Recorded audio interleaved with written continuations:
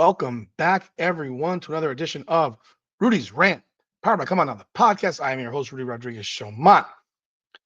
I got a rant on a topic tonight that I would usually use on my other channel, but I really want to use it here because I got to do it. I mean, this CNN conversation piece that I saw between Carrie Champion and a panel of individuals on CNN.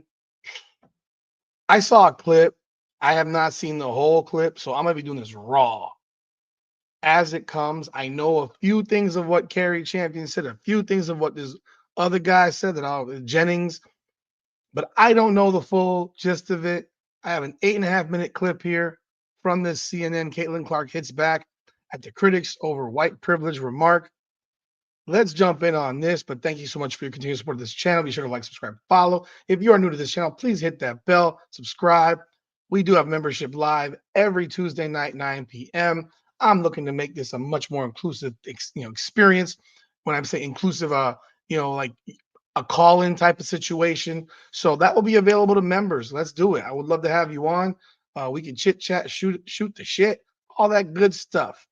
But let's jump in on this topic at hand. We all know by now about the Time Magazine Athlete of the Year. Caitlin Clark wins it, and she goes on this a lot of quotes in this article where, a lot of us thought she bent the knee and kissed the ring. I mean, there are people out there who think it's way deeper than just basketball related, even way deeper than lesbian in basketball and whatever. I don't subscribe to all that stuff.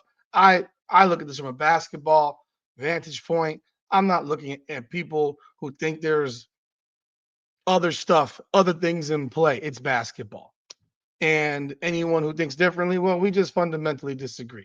And that's fine. But looking at this CNN piece, I'm going to play it and I'm going to stop and go as we go through it and give you my feedback because let me tell you something, man. Caitlin Clark stepped in some doo-doo. She did. She stepped in some doo-doo. And there are people that have abandoned her. I am not one of those people because I never watched her for her political opinions or anything like that. I watched her because she's a hooper. I watched her because she's badass. And she does things that no one else I've ever seen do in the women's game. So I will still speak on Caitlin Clark. Do I think she stepped in some poo-poo here and bent the knee and kissed the ring? Yeah. Do I think it's going to make an impact on her on the court next year? No. I think they're going to hammer her the same way they hammered her this year. That's just my feeling because jealousy is jealousy. I mean, you saw it when Gilbert Arenas made the comment about being invited to the barbecue. And then, Josiah Johnson says, well, she actually invited to the barbecue? And then they asked, so they're poking fun. And then they asked Cheryl Swoops her opinion, and she doesn't answer because the reality is the same women that don't like her then, they don't like her now, and they don't believe anything she said. They find it disingenuous. So what was the point of doing it to begin with? Well, let's play this video and we can go piece by piece and let's do this.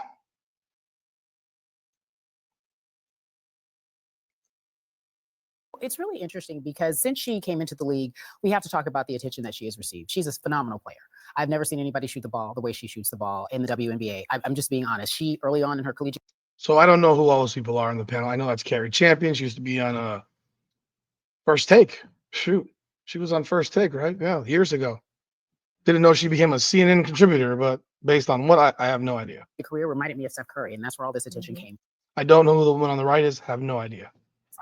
But before she entered a league that started in 1997, there were the Lisa Leslies and the Dawn Staleys and the Cheryl Swoops of it all who really built this league. And they weren't getting the attention because, let's face it, the league was built in a way in which it wasn't mainstream. And all she's simply saying is that I want to respect those who come before me. Now, all right, let's stop this.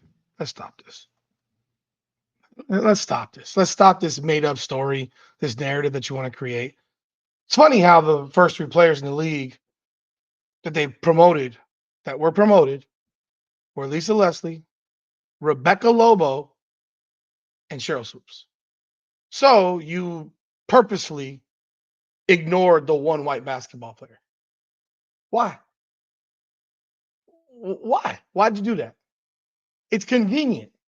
built on the Lisa Leslie, the Dawn Staley's, the Cheryl Swoops, but you left out Rebecca Lobo, who was one of the faces of the league. Mind you, her career was not successful. She was injured perpetually, and that's why her career ended up being a complete bust. But when it started, the three heads on the cover were Lisa Leslie, Rebecca Lobo, and Cheryl Swoops. Let's continue. Conservatives do one of two things that I am so fascinated with, especially when it comes to her. Either they whine or they bully. So now it's time to do both. They're bullying her when she decides to just like a post about Taylor Swift post about Taylor Swift endorsing Kamala Harris. Why is Carrie Champion just looking at one person? You can even see it. She's looking at one person, the woman on the screen. No one else she's looking at, which I think is a little bit telling, as is like you're looking for affirmation as to what you're saying. That's psychological. You're not looking at everyone there because you know there are people on that panel that don't agree with you. And it's funny how the person who just talks about bullying just bullied herself. She just played the role of bully. How conservatives do this. All right, so now you're taking a shot at somebody as if Democrats, liberals, of which, again, I am neither nor, I am a moderate. So conservatives do this, but liberals also do that. It's convenient. The biggest cancel culture community are not conservatives. They're not. They're not moderates. They're liberals. The people that always want to cancel something because of an opinion, of a feeling, of what you think are not conservatives. Conservatives don't go around canceling people for opinions. So when she says that, I laugh at it because the liberal side is the one that always is outraged and astonished and bothered by the opinion of somebody else. Like, I have an opinion that I don't think, Mike, if I had a daughter, that she should play sports against boys. I have an opinion that if I have a daughter, I would not want her playing against a transgendered girl who was initially a boy and who might still actually be a boy with those body parts. But there is a side now that has taken this approach that for me saying that, I'm crazy. I hate people. I'm this, I'm that. Really? Because I don't want my daughter having a volleyball spiked into her face by a man, which has happened this year at San Jose State. Like, what? The teams were forfeiting games because they didn't want to be injured by a man. Like, why don't we have men all play women's tennis? Or men run in the track and field with women? Or men play in the WNBA? Like, what is she talking about? Conservatives and anyone who disagrees with the left wing, and I don't mean moderate means you could have some leanings on the left, some leanings on the right. You're largely more center.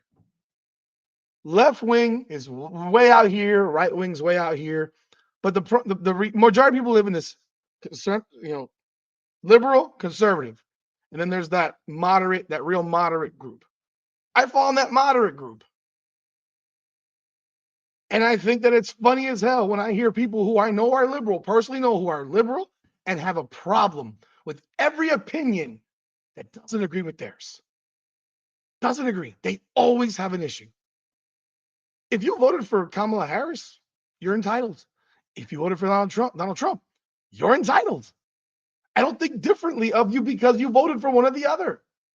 It's your choice. But the real liberal people will try to make you look like a pariah for doing what they won't do, for doing the opposite of what they did. But let's keep playing. So I find it funny how she talks about bullying when she just became a bully. They endorsing unfollow her, voting, like saying "go vote," and then they unfollow her in droves. And then she said, "Yeah, you want to know why they followed her in droves? Because they also attach her to politics, and because she's gone in the direction of politics. And some people take politics seriously. They take politics more seriously than others.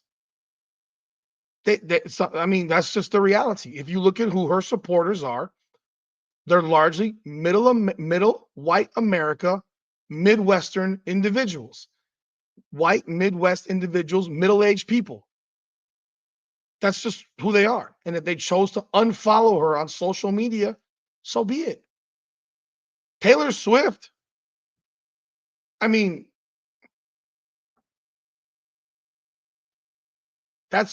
it's like she liked the post. We all know when people like posts, why they like them. It wasn't because of Go Vote. You can come back and say it was. You know what it was about, and they know what it was about, so they don't like it, so they'll unfollow her. They have that right. They have that right, don't they?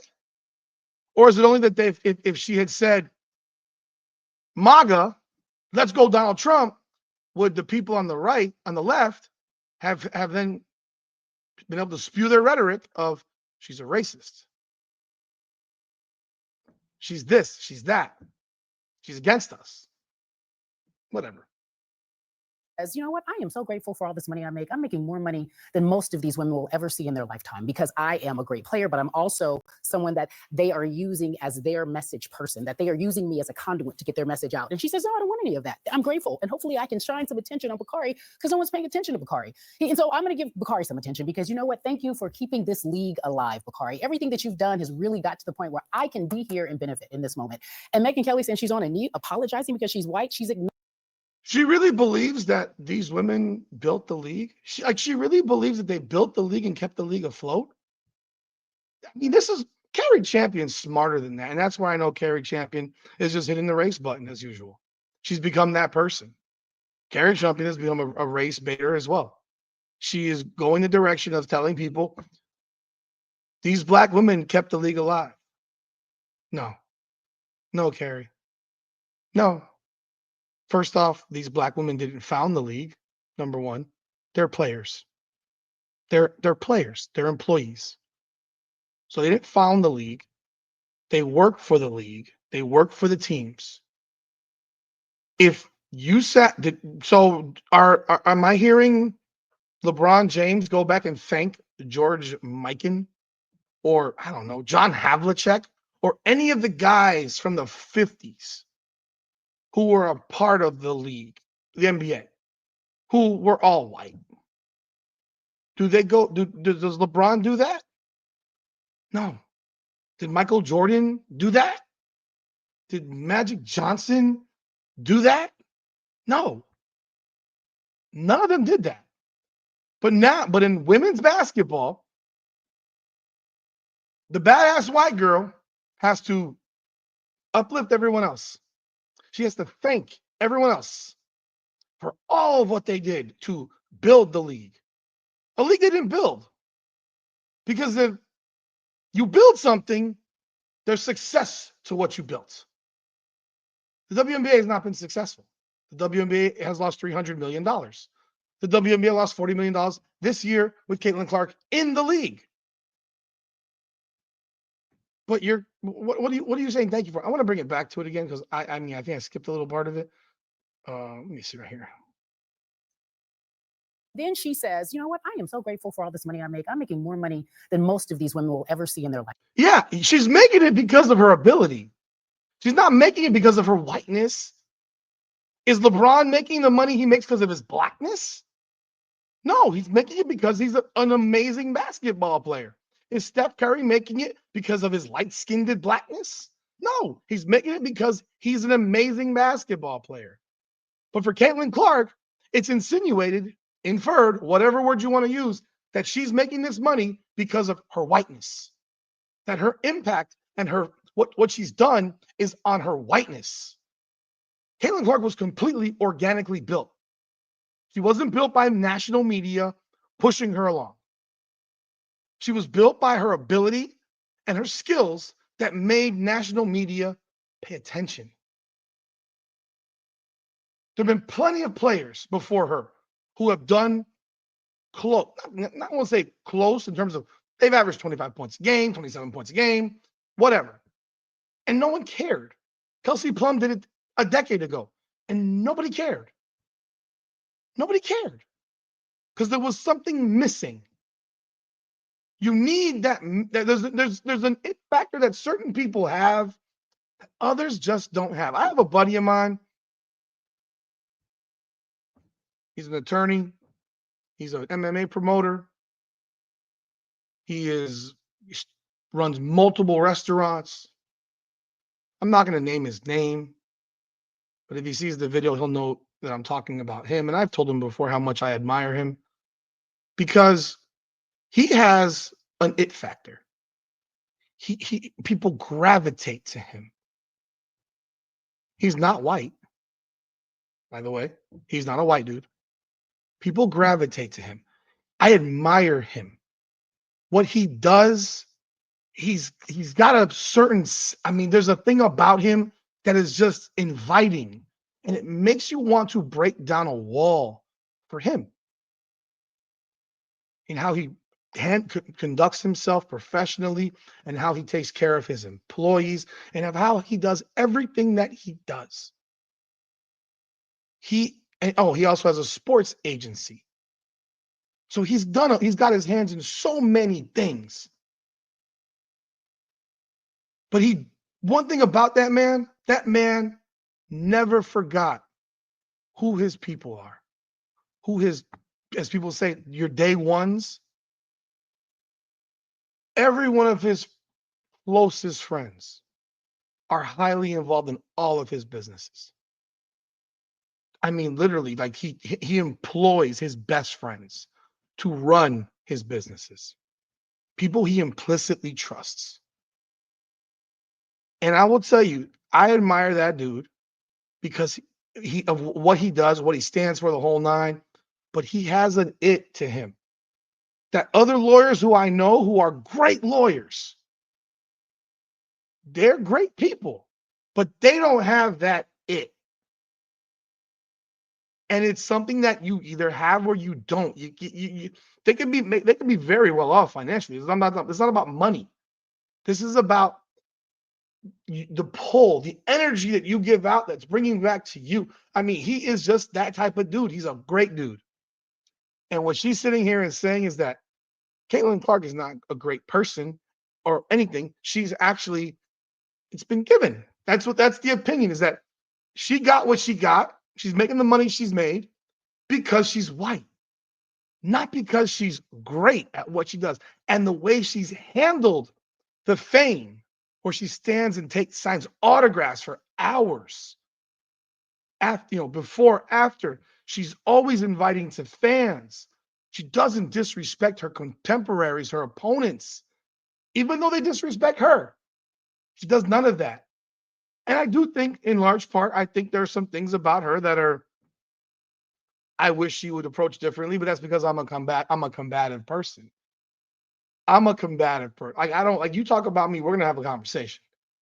Like this crap where I'm gonna sit here and defend you publicly, which is what Caitlin Clark did for Angel Reese, Dejanay Carrington multiple times, Asia, Breanna Stewart, like you name the player, Cheryl Swoops, like you name the people.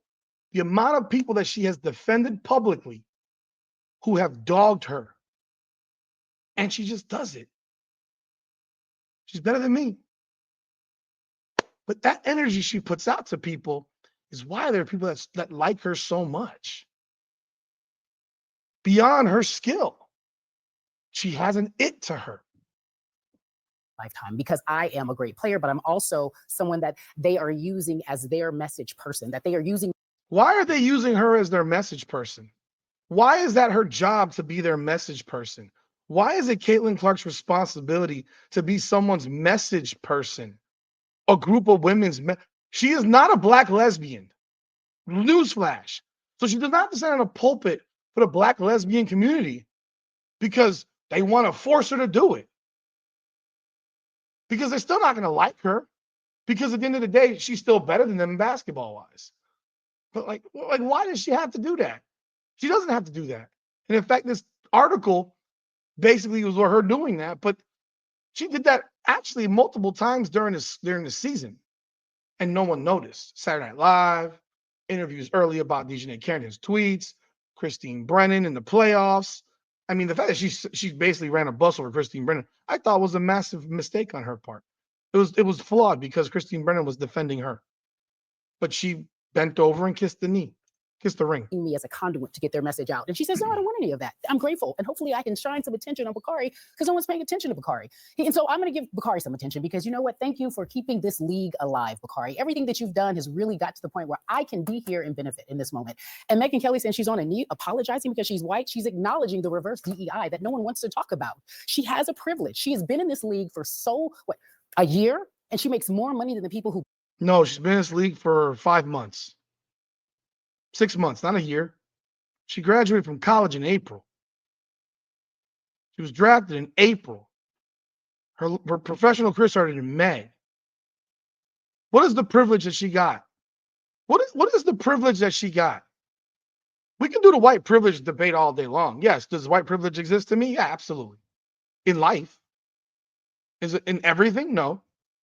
But people are mentally manipulated to believe that white privilege is literally everywhere. Is there an existence of it, in my opinion? Yes, my opinion. Does that make it a fact? No, it makes it my opinion.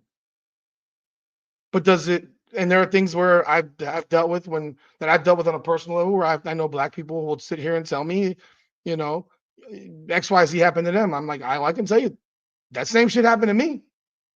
So it's not just for you to experience. You are not the one that experienced. And then I know black people that have not experienced some of the stuff that I've experienced. Does white privilege exist in job applications? Absolutely. Go to any recruiter. And if you have a real ethnic name, see how much harder it is to get a job. I know black people that will literally change their names on resumes because their parents gave them a name that makes it so damn hard to get a job in this country that they literally will shorten their name or turn it into initials because they don't want people to know and attach them to being hood or ghetto. Because this country still looks at certain names. I'm like, I don't want to interview that person. But in women's basketball, I'm gonna sit here and say it again. In basketball, in athletics, football, basketball, even soccer, like white Americans are not largely good at soccer. There's a reason the U.S. national team stinks. For men, there's a reason the U.S. men's national team stinks. Because the best athletes in this country do not play soccer. They play football, American football. They play basketball. They don't play soccer. Baseball has become a very heavy Latin, sport. There are a lot less black Americans playing baseball now. Most of the black people playing baseball are Latins. But but in basketball, you're automatically assumed to be slow, scrubby. You can't jump. You can't play. There's nothing that's privileged about that. And Carrie Champion knows that. So when she sits there it's laughable. There's nothing privileged about me. If you're selecting a team and you got 9 black players and 1 white one, and one of those players could be 3'5" tall, that player would still get picked in front of the white person in basketball. And that white player could be 5'5". There's an assumption that is made amongst it just is. It just is. It's assumed that white people are not athletic. It's assumed that white people can't jump. It's assumed they can't play ball. And it's a bad situation. It's not good. I've seen plenty of black dudes that are bad athletes. I've seen plenty of black dudes that can't play a lick of basketball. But if you put that black dude next to a white dude, they could be both 6'4", 220 pounds. The people who are selecting, if they've not seen them play, will pick that black dude all day long before the white guy. And that white guy could be the next Larry Bird. And that black dude could be a bricklayer. And they won't know, but they'll pick the black dude first because it is what it is. Because there's these assumptions that we have now in our heads that white dudes don't play basketball. And it's the same thing with women. It's the same thing. who built this league, and she understands there's a reason, not because she shoots the ball well. Yes, that also helps, but there's another reason, Scott. There's a reason that says I'm white and it's a privilege and people love me, and I'm okay with that, but I want to also acknowledge everyone else. Why is she being bullied? Why is that wrong? Why is she being bullied for acknowledging something that's smart, truth, and factual? It's not factual, man. It's not factual. It's not factual, and it's not, because you know who built the WNBA? A group of white dudes. Carrie, you know who built the WNBA? A group of old white men. That's who built the WNBA. That is why the WNBA exists today. It's nothing to do with the black woman athlete, the black woman basketball player.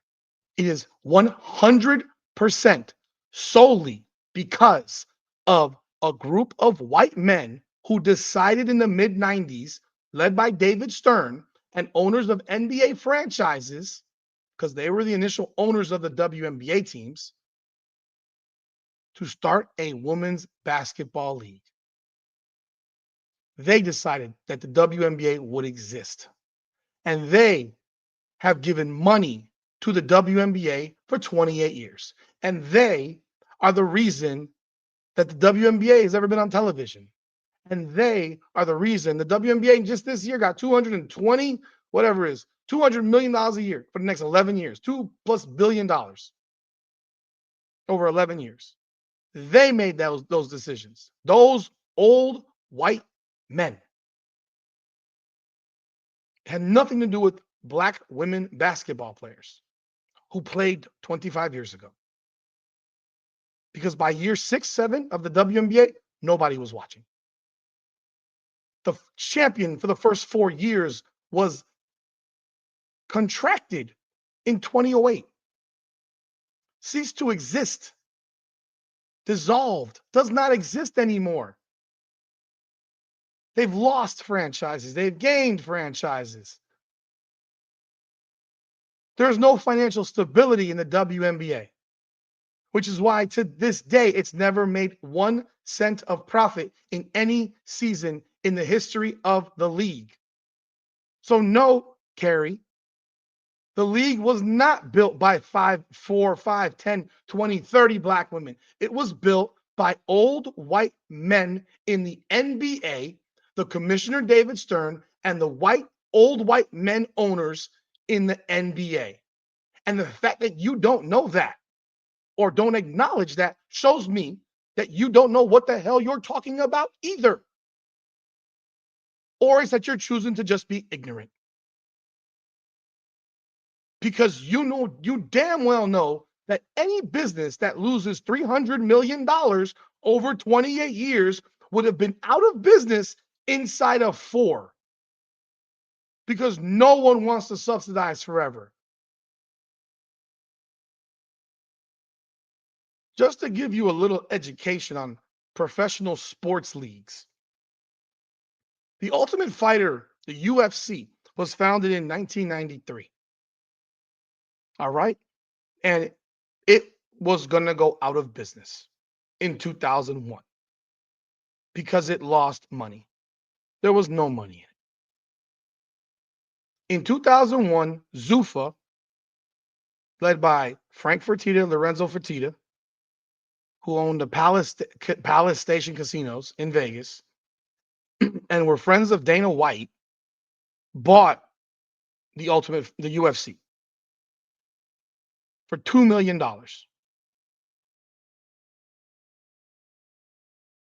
The valuation of the UFC in 2000, Zuffa sold the UFC to WME in 2016 was over $4 billion. But guess what? In 2005, Frank and Lorenzo Fertitta told Dana White, this is it. This is your last check. We cannot put any more money into this thing. We're losing a fortune. They're multi-millionaires, so they could afford it. I don't know if they were billionaires at the time, but definitely hundreds of millions of dollars. We can no longer afford to keep funding this organization that is losing money hand over fist. And in January of 2005, 4 years from when they started, when they bought it, losing money, The Ultimate Fighter, the TV show, was birthed. And The Ultimate Fighter, season 1, saved the UFC. It was so damn popular. I remember watching it live on TV or recorded. What I mean, it was recorded. I remember watching it when it happened. And that moment saved the UFC and turned the UFC into a monster. 4 years. There wasn't going to be a fifth. The WNBA has gotten 28 years of losing money. And the NBA owners have been subsidizing this train wreck for 28 years. So do not tell me that this league was built on black basketball players, black female basketball players. Because any business on the face of the earth that loses the type of money that this league has lost would have not existed in year 5. If not for the NBA being a welfare to them and providing food stamps and WIC and Section 8 housing. That's what they did for the WNBA. And she thinks that these black athletes like Lisa Leslie are why this league exists? Really? The UFC wouldn't have existed in 2006 if the Ultimate Fighter hadn't popped off. It would have been over. MMA, as we know it today, would not exist. MMA, the sport, wouldn't exist. Not in the US. Probably not in the world, because no one would have found a way to make it work. But because of Dana White, whatever you think of him, because of Dana White, the UFC is thriving. Other organizations were built because of the UFC. There are regional promotions all over the country because of the UFC and what Dana White did with the Fertitas. But Dana White was always the face. Like, stop. Well, a couple things. Number one, whether you're an athlete or anyone else, if I hear you use the phrase "my truth," I immediately then discount everything else.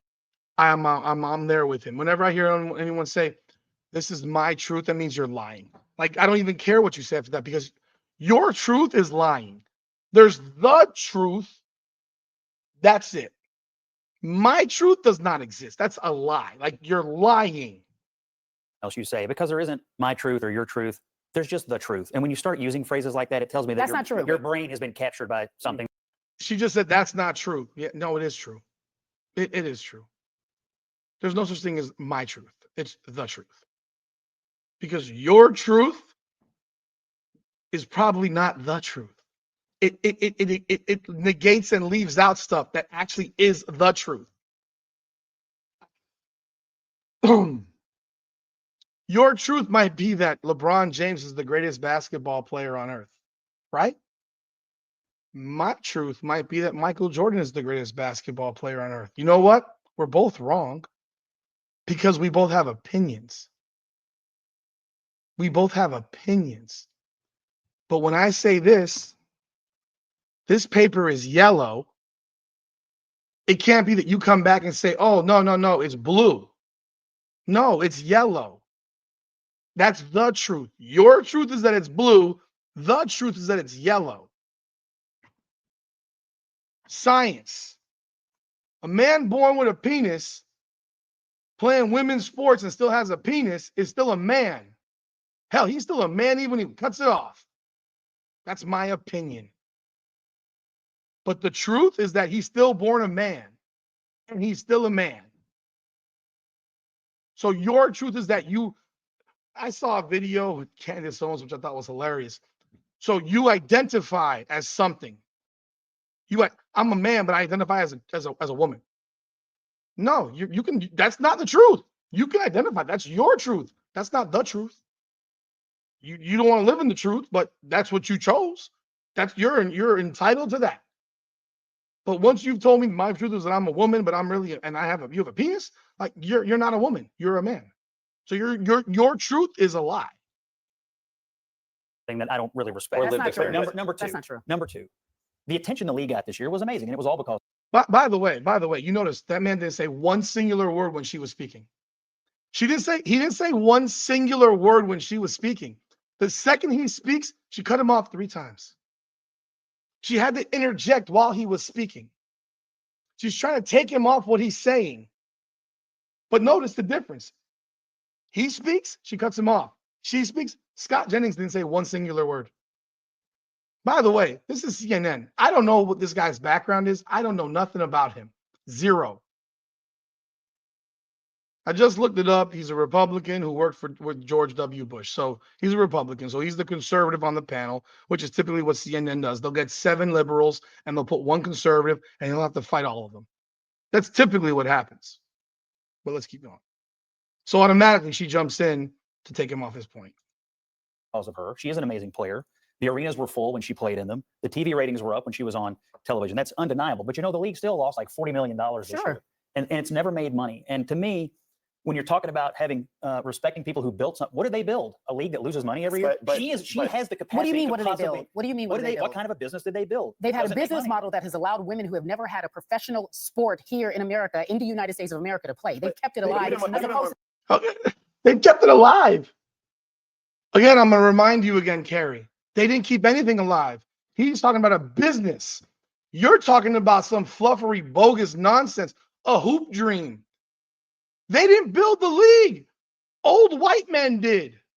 A bunch of white men built the league, kept it alive. They didn't keep it alive. Did they put their money into it?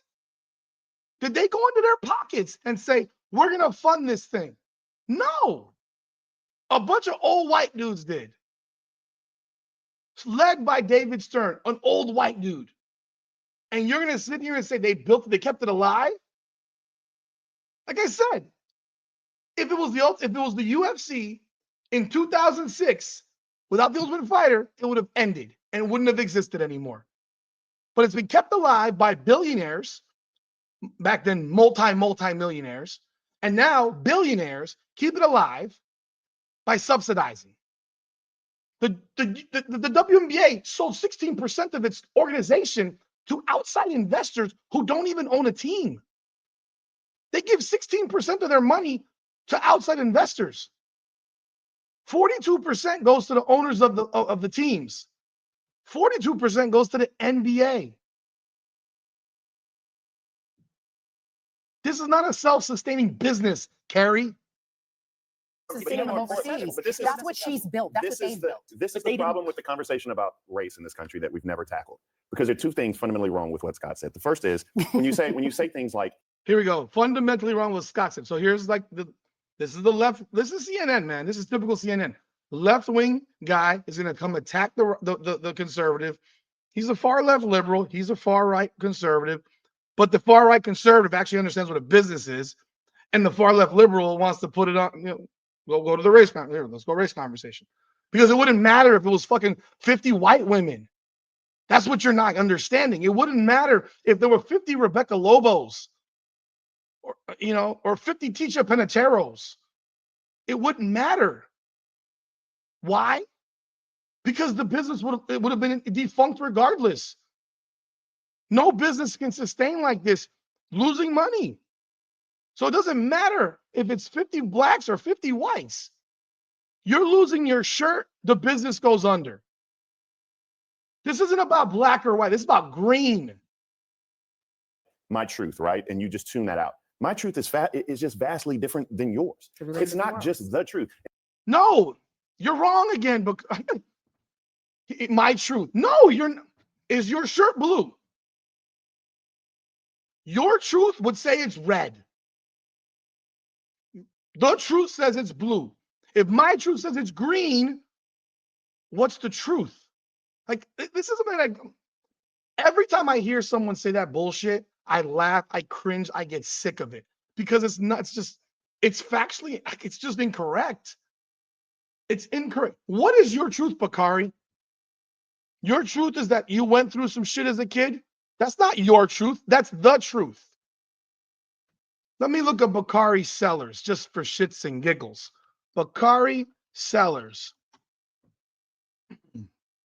Bakari Sellers is he's an attorney, a political commentator, and a politician. He served in the South Carolina House of Representatives for the 90th District from 2006 to 2014. He was the nominee for lieutenant governor in 2014. He's been a political commentator for CNN since 2015. All right.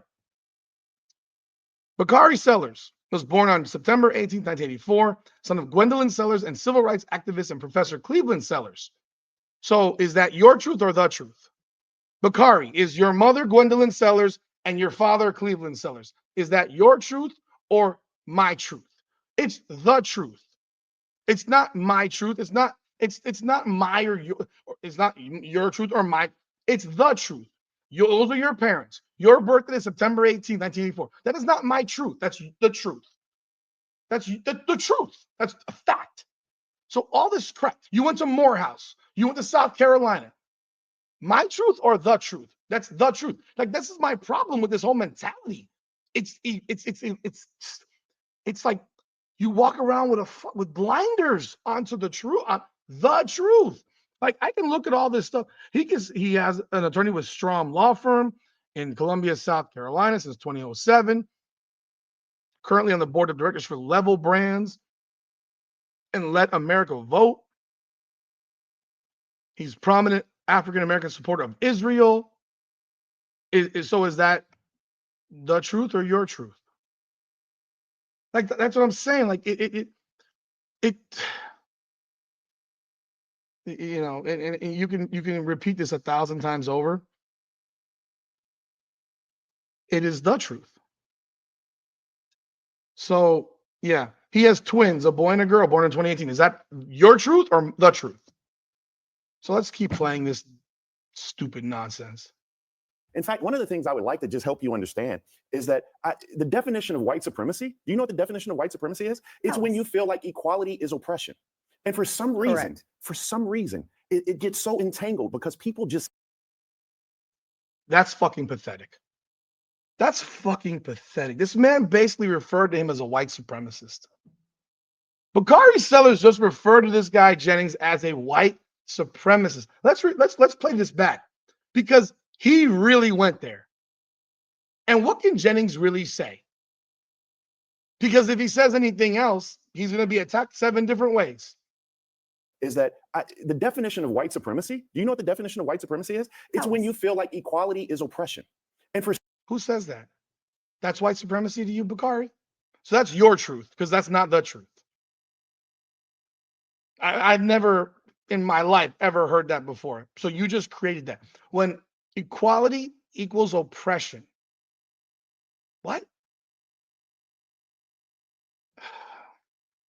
He just referred to this dude as a white supremacist. Like, bro, I'd be ready to fight you right now. Like, you got Carrie Champion. I don't know who this lady is in the middle right here. I don't know who this guy is. I don't know who this woman is. She hasn't said a word. So these are the only 2 speaking with this guy. And they just sit back there. And obviously, she probably agrees with her. She probably agrees with him. I don't know where these 2 lie. They probably agree with both these 3. I guarantee it. This is CNN 101.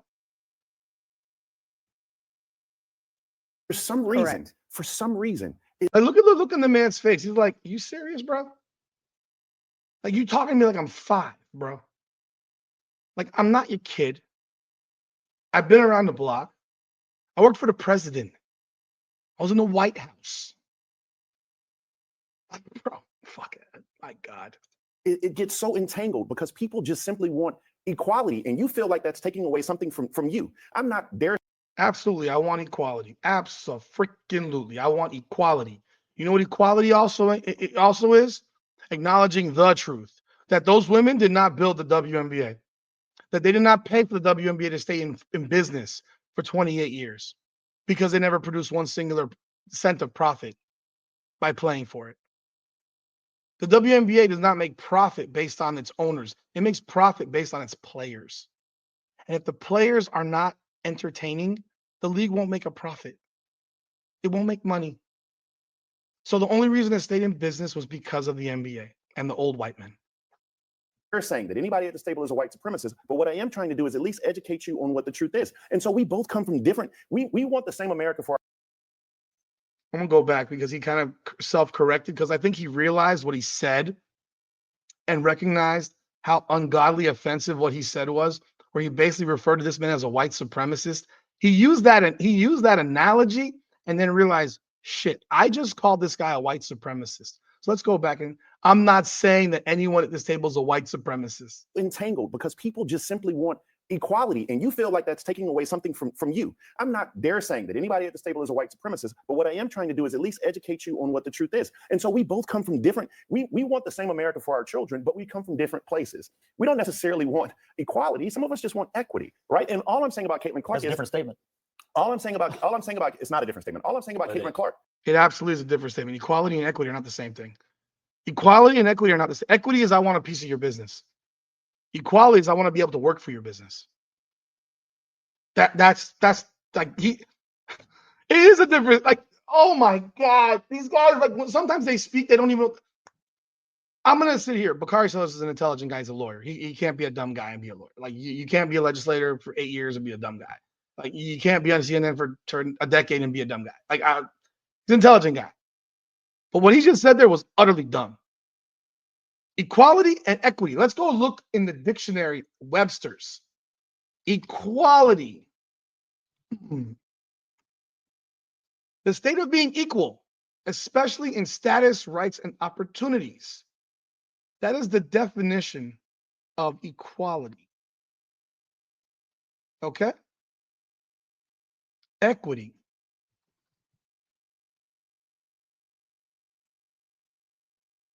Even here in an AI overview, it says equity and equality are different concepts, even though both are related to fairness. Equity provides resources and opportunities based on specific needs of each person or group. Equity recognizes that people start from different places in knowledge and balances. Equality treats everyone the same, regardless of specific differences or specific needs. So if you have a specific need, I don't have to provide it because I'm giving this to everybody. Equity says, I need to worry about your specific need. That's what AI overview said. But definition-wise, equity, the quantity of being fair and impartial, the value of shares issued by a company, equity in business, because this is what he's talking about, is business. They're not the same thing. Equity, I want shares of your company. Equality, I want to work. I want to have the ability to work for your company like everybody else. In fact, I got to say, shit. All I'm saying about Caitlin Clark is this. I have a bias against Caitlin Clark. Yes, just you innately. have said it. Yes. And I want to be extremely clear because I'm a South Carolina Gamecock fan and she took away one championship from us. But I also recognize that Caitlin Clark knows something that this is the second point. The first point was my truth. The second point is, Scott, you cannot denigrate. You cannot simply say that Dawn Staley and Lisa Leslie and Cheryl Swoops and all these women who do something insanely better than all of us at this table did not build anything that you can't respect. Yet the league wasn't built in a way that would make money. That's not what it is. That's not what it was for. But these ladies gave their all. The Sue Birds of the world. I mean, we don't even talk about You go down the list. But you can go down the list. And so that's my. No, you can go on the list, but you never include the white women. You only talk about the black basketball player. There's loads of white basketball players. And no one is sitting here saying recognize Sue Bird or even Diana Taurasi, who's been in the league since 2003, 1, 2, whatever the hell year it was. Diana Taurasi has been in the WNBA since 2004. Since 2004, she is one of the all-time greats of the league. I don't hear you mention her. I don't hear it. She's, in fact, the last guard to be named an MVP, I think, of the league. You didn't mention her, but you only focus on these black women. And no one's sitting and see, he's going in their direction. Now, the league wasn't built to make money. How fucking stupid is that? Like, come on. The league wasn't built to. So millionaire, billionaire businessmen created a league. This is what you're saying. David Stern, who turned the NBA into a mega pot of cash, created a league that to lose money for almost 3 decades. That's what you're sitting here telling us here, sir. I don't know a billionaire or a millionaire on earth that goes into any business with the intention and the intent of losing money, losing millions of dollars. I don't know one. I don't know any. And I know some millionaires. And most of them are tightwad as hell. And they look at everything with a dotting I's and crossing T's, fine tooth comb. None of them would ever sit here and just say, "Well, I lost $50 million in this venture. Big deal. No big deal at all. It's wonderful. I'm happy to fund a welfare basketball league that doesn't make money. I'm happy to do it. It's been my dream to lose $50 million over 10 years. That's what I want. That's why I got in business. I want to lose money. Get out of here." She's sitting here, Carrie Champion is sitting here saying, that's not what it was intended to, was to make money? Bro, shit. That's not how it was designed, to make money? My only point. But And I hoping just, that you're able to okay, understand that. but Scott, Okay, you're that's- saying, but they're great Scott, basketball no, players. but Scott, it's disrespectful for you to say, what have they built? They're That's a little, Disrespectful. What have they built? A money loser. It's not disrespectful. It's factual. See, that's what's called a fact. They built a money loser. The WNBA on their backs has lost money. That is not my truth. That is not your truth. That is the truth. But it's always, see how it always goes back to it's disrespectful. Notice Scott has now been called a white supremacist. He's been called disrespectful. But everything that Carrie Champion says and Bakari Sellers says, even when it's factually wrong, that equity and equality are not the same thing. The definition in the dictionary tells you that. He gets attacked. He's being attacked because they're in defense mode, because they damn well know that there's not a business on earth that's ever been formed for the intent of losing money. there are little children right now, little girls at home, hoping that they can play in what they call the WNBA. And the reason why it's still up and still running, whether it's losing money or not, is because of these Black women who are in this. And so, no, Scott, stop it. You stop. I'm going to slow it down now because now it's getting a little fast. I have it on 1.25. I'm going back to the regular speed because now she's gaslighting, man. Black women who are in this. And so, no, Scott, stop it. No, it was not because of the investors. It's not the league. They literally took a 16% stake in the league 5 years ago. 5 years ago. 4 years ago. Kathy Engelbert said this. I did a video on it. They gave away 60% of their league to outside investors because they had no money. They had no money. And I'll link that video here. It's on my other channel. They had no bread. They gave away 16% of their league. And then COVID hit. And she's going to sit here and say that's not the backs. I mean, she's making it legitimately sound like Lisa Leslie, Cheryl Swoops, Dawn Staley, Teresa Weatherspoon, all these women, are slaves. That's how she's making this sound. Like this country was built on the backs of slaves. She's making it seem like this league was built on the backs of slaves. No, it's basketball. And they were not slaves. And in any other business, they would have been unemployed inside of 5 years because no business could sustain the losses. You stop it now. It's not. I was in Dickie's arena. Who pays for it? I was in Dickie's arena. Let me just say. Who pays for it? She's saying stuff because now it's cute. Oh, you stop it now. That's deflection. It's deflection 101. I turned an 8-minute video into an hour-long recap. You stop it now. I was in Dickies Please, Arena. all the I was time. at Dickies Arena on Sunday because I travel, follow my Gamecocks basketball. Something fascinating happened. Tell us. Dickies Arena, TCU, right? Haley Van Lith. They averaged 3,000 people a game. Yeah. The Gamecocks came to town with Don Staley. You had 9,000 people in Dickies Arena. You know who benefits from that? The concession workers, the city, Bring etc. it. After the game, hundreds of people around there just to shake Don Staley's hand. What you have to understand, and we have to get out of this, is there's a level of empathy that we have to have and understanding that we have to have. And we have to just stop being so abrasive, caught in these social media moments when we're talking Yes. about issues of race. This is Yeah. exactly what I was. What the hell is he talking about? Dickies Arena, yeah. South Carolina beat the stuffing out of TCU. Right. Okay. And what does that have to do with anything? I don't know what he's even talking about. Yes, it puts money in concessions workers' hands. Yes. It's exactly what Caitlin Clark just did this calendar year.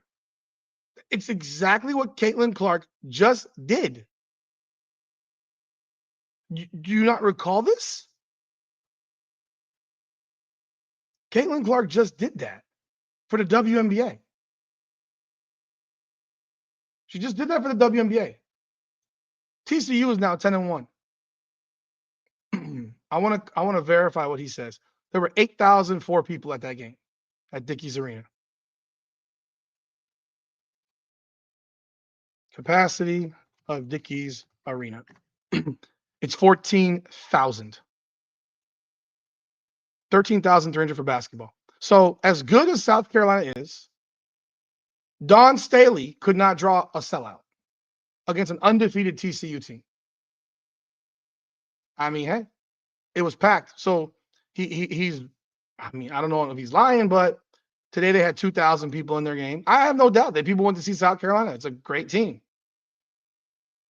2,000 people. Yeah, they average shit. Their attendance is shit. Yeah, they don't have a big attendance. He's right about that. But they didn't sell out. Caitlin Clark just filled up arenas for an entire season in every city she went to. And you want her to say thank you to the people who came before her.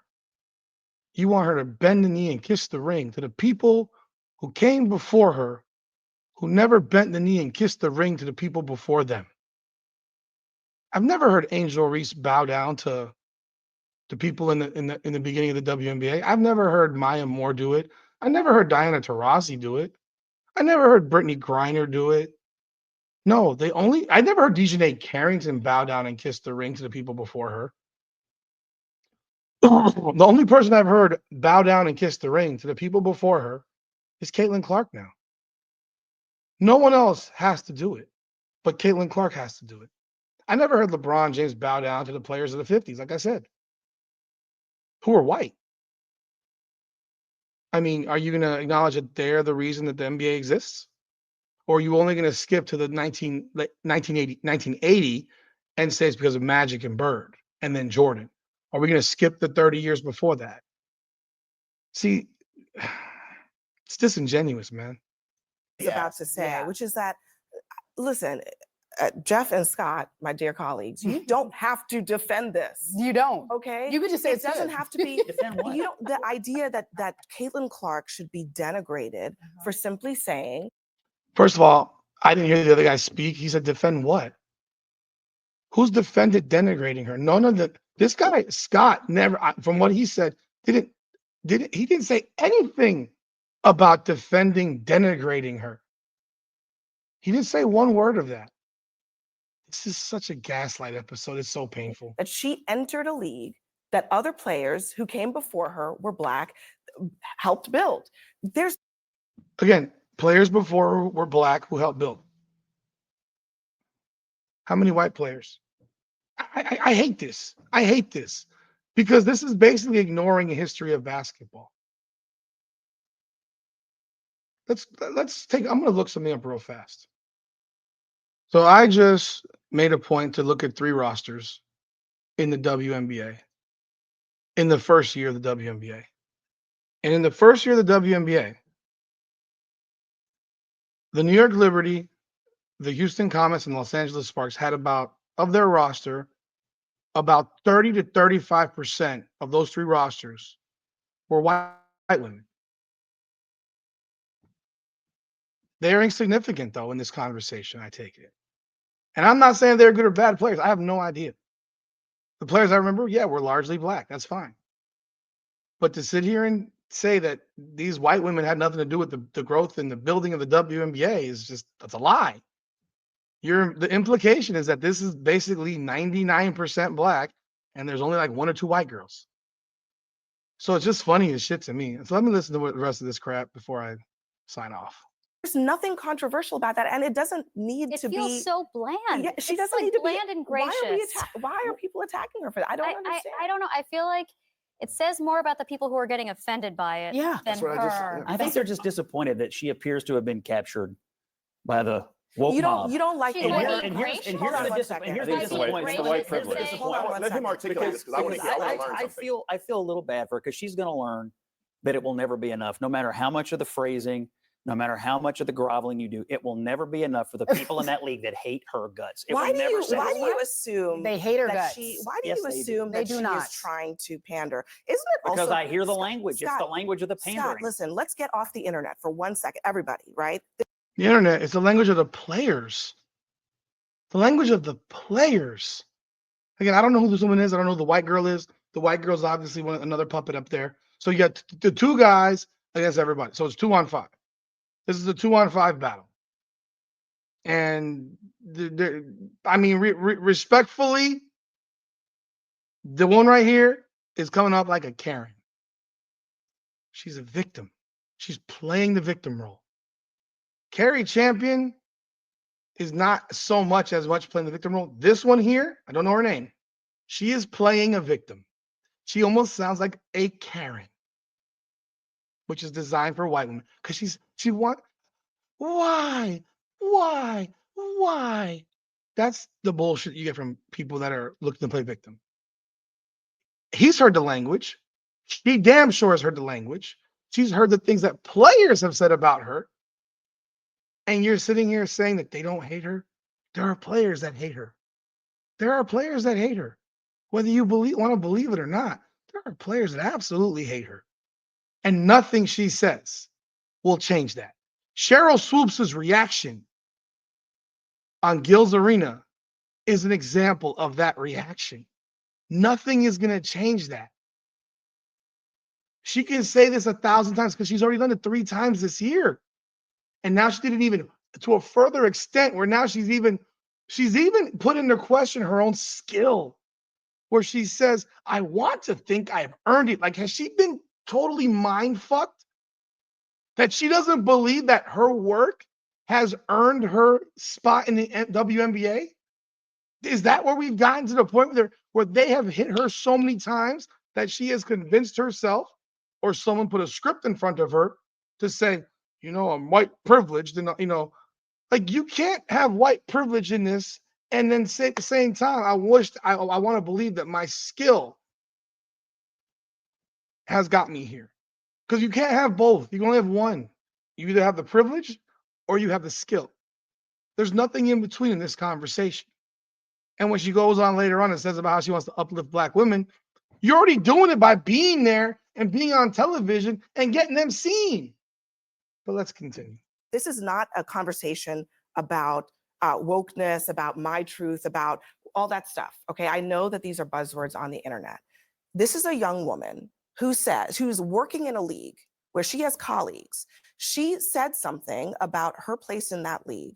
Why do you think automatically that it can't possibly be genuine? It's the I don't equivalent of understand. me saying, you know why I wanted to be a journalist? Because I saw Barbara Walters on television. Because I saw someone that I really admired, and I liked the way she stood up for herself. And if Carrie Champion said that bullshit, we'd all know she's lying. We would all know she's lying. And if I'm sorry, there's no way in the world that a 49-year-old black woman like Carrie Champion is sitting here saying she grew up watching Barbara Walters, who is 93. Because no 5-year-old is watching the news. Let's say she started watching the news when she was 15. Are you going to sit here and tell me, Carrie, that you were watching Barbara Walters when she was 60 years old and she inspired you? Come on, man. Come on. So I don't know if she was using that as an example to prove a point or if it's actually true. But we would think that you're lying. And I do think you're lying if that's what you said.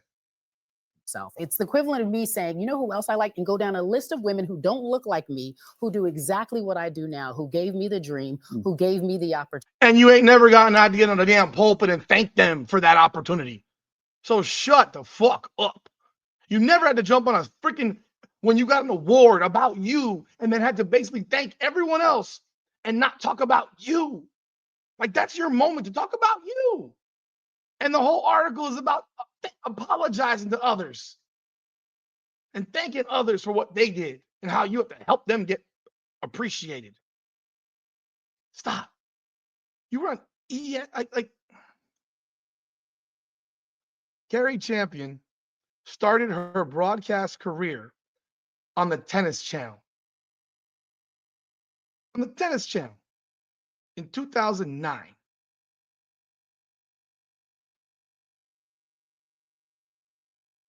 I'm looking it up.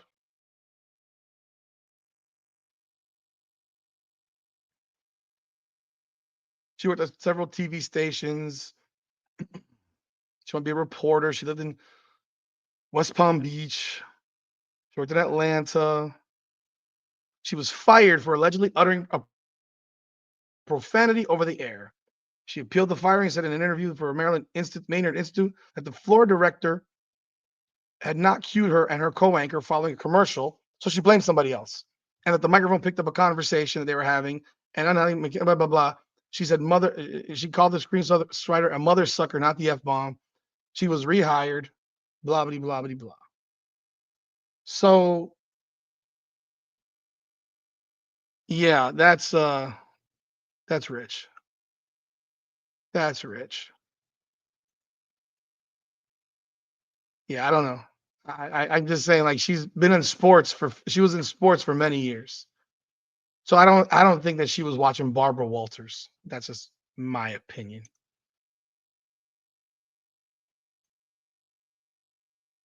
Opportunity. No one's offended by that statement because I am talking about the work ethic, I'm talking about the quality of what they do, and I'm talking about the ability to see the dream, and it is possible. She grew up watching Maya Moore, who happens to be Black. And she said, when I saw Maya Moore, and my dad would drive me an hour away to see Maya Moore play, I was like, is this a real thing? Can I live in this world? It's no different. All right, let me let you get the very last word. Well, it's a good question.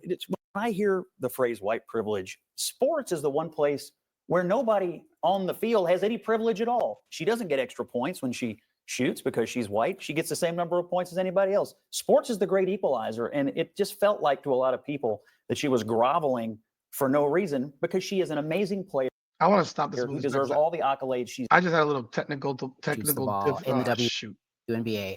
I just had some technical difficulty there, so I'm going to bring it back because I want to bring it back to what she said right there, where she mentioned Maya Moore.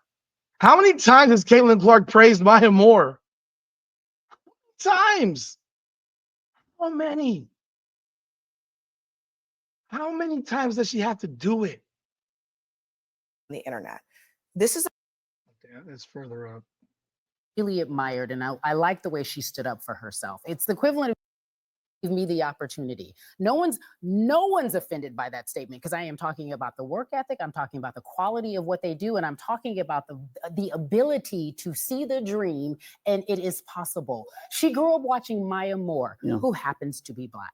And she said, when I saw Maya Moore, and my dad would drive me an hour away to see Maya Moore play, I was like, is this a real thing? Can I live in this world? It's no different. All right, let me let you get the very last word. Well, it's a good question. When I the fact that she brought up that for the Maya Moore deal is funny to me because she's praised Maya Moore so many freaking times. Ability to see the dream, and it is possible. She grew up watching Maya Moore, Yeah. who happens to be Black. And she said, when I saw Maya Moore, my dad would drive me an hour away to see Maya Moore play. I was like, is this a real thing? Can I live in this world? It's It's right, no wait, different. All right, let me let you get the very last word. We well, gotta go. it's a good question. It's when I hear the phrase white privilege, sports is the one place where nobody on the field has any privilege at all. She doesn't get extra points when she shoots because she's white. She gets the same number of points as anybody else. Sports is the great equalizer. And it just felt like to a lot of people that she was groveling for no reason because she is an amazing player who deserves all the accolades she's getting right now for Maybe doing what she's she's doing for women's acknowledging her basketball. All right, and I heard him say at the end she's acknowledging her truth. Heard at the end that she's saying she's acknowledging her truth. That's ridiculous. Like I said, and I've said before, to listen to that, it just gives you another example of how the media has created this narrative, and Carrie Champion's part of it. I don't know who the other lady was. I don't know her name. Bakari Sellers is involved in this garbage. Like this is the guy at the end is saying it correctly. You don't get extra points for being white. Every bucket you make doesn't give you a fourth point or a third point if it's a 2. Everyone gets the same amount of points. The amount of work that she put in to get to this point. The reality is the WNBA, and I'll leave this as my final point. The WNBA was built by white men, old white men. It has been sustained by old white men. It was not built on the backs of Black women. I made a search to check this. Like I said, I made a search to check to see how many white women were in the WNBA. And I looked through 3 rosters, and 35% of those players were white.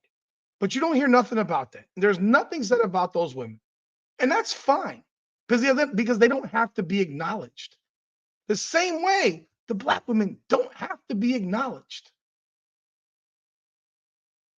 Do not tell me that this league was carried by these Black women basketball players. It's just factually not true. It's not your truth. It's not my truth. It's the truth. The truth.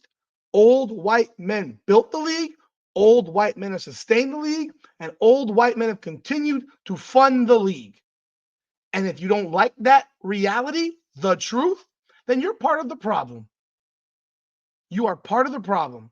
Just like Carrie Champion, the other woman in the pink and green, and Bakari Sellers, and whoever that other white girl was. Don't know her name. But that is reality. That's not my truth. That is a fact. It is a fact that 17,000 people went to see Caitlin Clark play every game last year, this year. It's a fact. It's undisputable. You cannot say it's not. It's a fact. Except when they played in an arena that wasn't 17,000. These are facts. Not my truth. The truth. That's all I got for tonight. Let me know what your thoughts are in the comments. I'd love to hear what you got to say. This is a lengthy video. I appreciate you sticking with me. But this is a big problem. It's just a big problem. And I think Caitlin stepped in some poo-poo. And she'll learn. And she'll know that no matter what she says, they're not going to care. People that don't like her are going to continue to not like her. The people who are jealous of her are going to continue to be jealous of her. And that's what it is. Leave your thoughts in the comments. Be sure to like, subscribe, follow, become a member, ring that bell. This is Rudy's Rant. Facts over feelings. God bless you all. Come on now.